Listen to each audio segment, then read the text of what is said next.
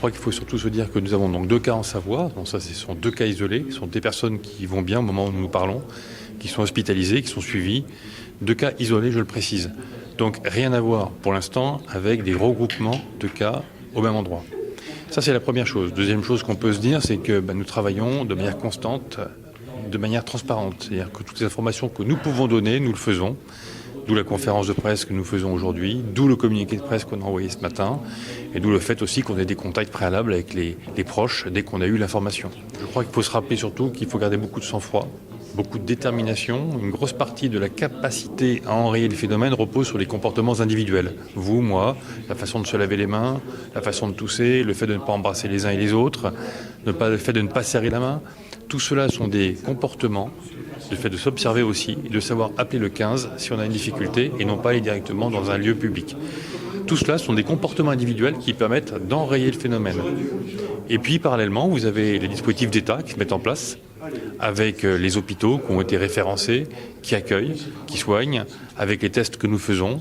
Et l'ensemble est constitué ainsi pour pouvoir développer une capacité à réagir face à ce phénomène. Et vous-même, vous vous sentez mal à un moment, vous sentez que vous avez les symptômes au moins vous avez des doutes, et bien vous appelez le centre 15 et on vous conseille après ça, et on vous prend en charge. Voilà comment ça se passe, c'est très simple en fait. Au moment où nous nous parlons, nous n'avons pas de difficulté majeure de capacité. Et après ça, le mode opératoire peut évoluer avec le fait, par exemple, de dire qu'on n'a plus besoin d'hospitaliser les gens. Mais dans certains cas, mais les maintenir chez eux simplement avec un suivi médical.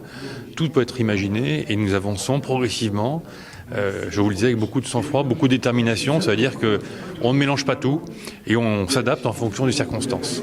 Nous avons eu la confirmation hier soir, dans la soirée, de la positivité au Covid-19, au coronavirus, de 2 patients hospitalisés au centre hospitalier de Chambéry. Ce sont 2 patients de 30 et près de 50 ans qui n'ont rien à voir entre eux et qui ont eu chacun un contact avec une personne infectée, pour l'un en Italie et pour l'autre en Haute-Savoie. Et l'apparition de signes a amené leur hospitalisation et donc la découverte par le prélèvement du coronavirus.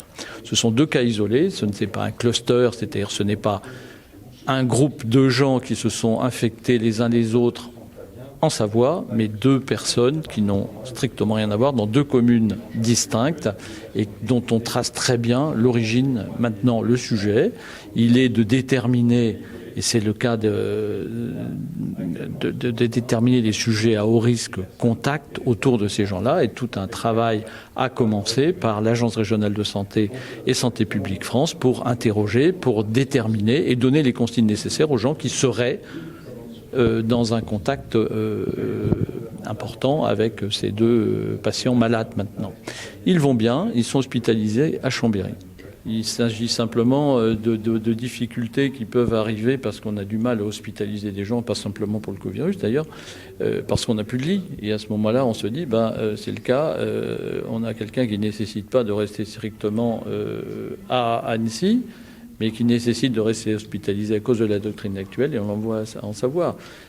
C'est simplement une question d'adaptation capacitaire. Il n'y a pas de seuil particulier. C'est simplement qu'à un moment donné, si on n'a plus de lit, on essaye de faire en sorte de recréer des lits en transférant. Et c'est cet aspect-là qui nous amène à évoluer sur la doctrine et de faire en sorte que des gens qui ne nécessitent pas d'être hospitalisés, sinon pour être confinés, puissent être confinés à domicile, tout simplement sous surveillance de la médecine de ville.